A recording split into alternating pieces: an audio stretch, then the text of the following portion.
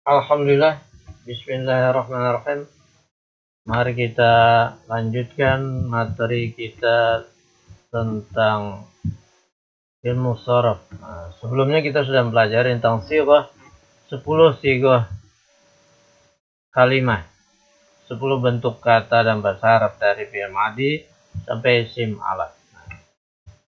Hari ini kita lanjutkan dengan mengkias. Mengkias satu pola atau wazan atau rumus. Jadi fa'ala yaf'ulu fa'alan fa'ilun maf'ulun uf'ula taf'ul maf'alun maf'alun mif'alun. Ini adalah satu pola atau satu rumus atau satu wazan, timbangan pola bentuk-bentuk kata. Ini adalah rumus bentuk-bentuk kata. Salah satu rumus. Adapun kata yang mengikuti rumus ini, ada beberapa rumus yang lain lagi. Ada lebih kurang sekitar beberapa rumus lagi. Lebih dari 10 rumus. Nah, ini salah satunya adalah pola ini. Fa'ala yaf'ulu, fa'alan fa'ilun maf'ulun, uf'ula taf'ul maf'alun maf'alun mif'alun. Nah, berikutnya ada kata mengikuti rumus ini. Salah satunya adalah kata nasoro. Nasoro artinya menolong. Kalau fa'ala artinya mengerjakan, nasoro artinya menolong. Kita perhatikan. Setiap fi'il itu ada yang disebut dengan fa fi'il, ain fi'il, dan lam fi'il. Coba kita lihat ini. Kata fa'ala ini terdiri dari huruf fa. Disebut fa fi'il. A-nya disebut ain fi'il. La-nya disebut lam fi'il. Maka kata yang mengikuti pola ini harus menyesuaikan dengan posisi huruf fa, huruf ain, dan huruf lam ini. Jadi setiap kata itu diawali oleh 3 huruf biasanya. Nah, setiap perubahan kata diawali oleh 3 huruf. Fi'il madinya berupa 3 huruf. Contohnya kata nasoro ini dia 3 huruf juga. Dan dia mengikuti pola fa'ala yaf'ulu dan seterusnya ini. Maka dia harus mengikuti pola ini, kita harus menyesuaikan. Contohnya fa'ala. Fa harokatnya fathah, ain harokatnya fathah, lam harokatnya fathah. Maka nasoro ini huruf nun ini disebut fa. Fi'ilnya nasoro ini disebut huruf adalah huruf nun, huruf na yang ada di sini, yang ada di depannya. Jadi ini persis ya, urutan pertama huruf di sini fa, di sini na atau nun. Nah, ini namanya huruf na atau nun ini disebut fa fi'ilnya kalimah atau kata nasoro ini. Kemudian ain di atas kata fa'ala ini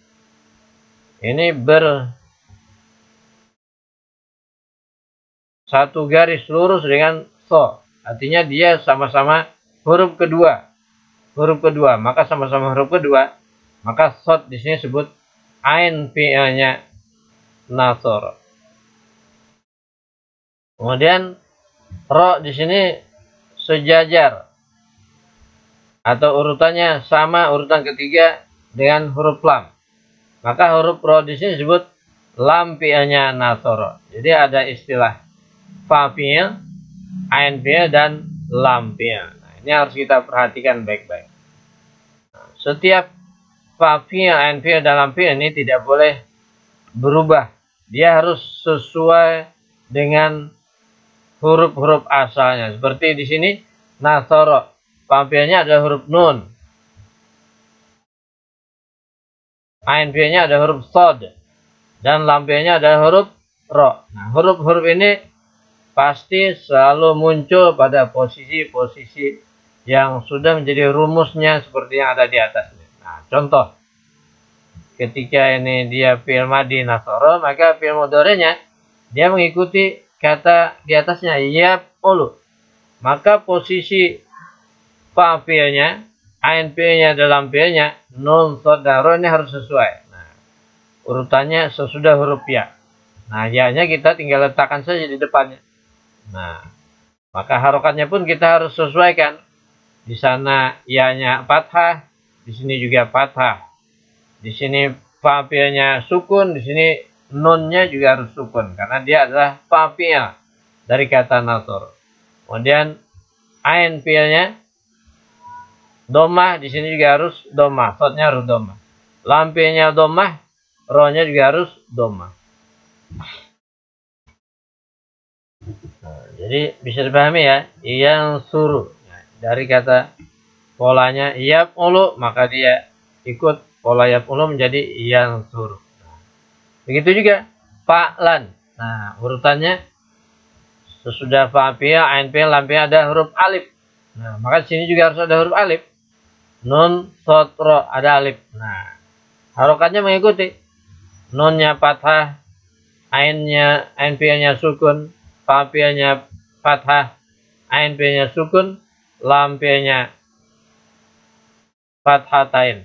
Nah, maka berbunyi nasron. Ada alif sesudahnya. Nah, begitu juga di sini fa'ilun. Nah, ada alif sudah fa'il, maka di sini sesudah nun harus ada alif. Nasirun, harokatnya mengikutinya. Mengikuti juga. Fa, di sini na, di sini i, di sini si, di sini lun, di sini run. Nasirun, sama. Kemudian isi maf'ulnya maf'ulun. Di sini menjadi mansurun. Mansurun. Mengikuti dia. Huruf mim depannya, fa fi'ilnya huruf nun, ain fi'ilnya huruf sod, ada huruf wa, tambah juga huruf wa di sini. Nah, antara ain fi'il dan lam fi'il, kemudian lam fi'il huruf ro. Nah, dia menjadi mansurun. Kemudian unsur. Sama, ada tambahan alif maka tambah juga alif. Nah, harokatnya menyesuaikan. Nah, dhammah, sukun, dhammah, sukun. Uf'ul, unsur. Kemudian la taf'ul, ada tambahan la, juga ada tambah ta sebelum fa fi'il, ain fi'il, dalam fi'il. Maka di sini juga begitu. Maka menjadi la tansur. Nah, begitu juga isim zaman maf'alun di sini mansurun. Isim makan juga maf'alun mansurun. Nah, isim alat mif'alun minsurun. Nah, jadi dia harus menyesuaikan posisi-posisi hurufnya, harus menyesuaikan urutan-urutan hurufnya, harus tepat, pas, sama seperti rumusnya. Nah, ada tambahan huruf harus tambah juga, harokatnya juga harus menyesuaikan. Fathah, kasroh, sukun, domah harus menyesuaikan juga. Nah, sama. Nah, begitu juga maknanya. Kalau di sini telah mengerjakan fi'il madhi, maka nasoro telah menolong gitu. Yang yaf'ulu sedang mengerjakan atau akan mengerjakan, maka yang suruh sedang menolong atau akan menolong. Fa'lan artinya mengerjakan atau pekerjaan. Nasro artinya menolong atau pertolongan. Fa'ilun artinya yang mengerjakan atau bekerja. Nasirun artinya yang menolong atau penolong. Maf'ulun yang dikerjakan. Mansurun yang ditolong. Unsur, kerjakanlah. Uf'ul, kerjakanlah. Unsur, tolonglah. La tab'ul, jangan mengerjakan. La tansur, jangan menolong.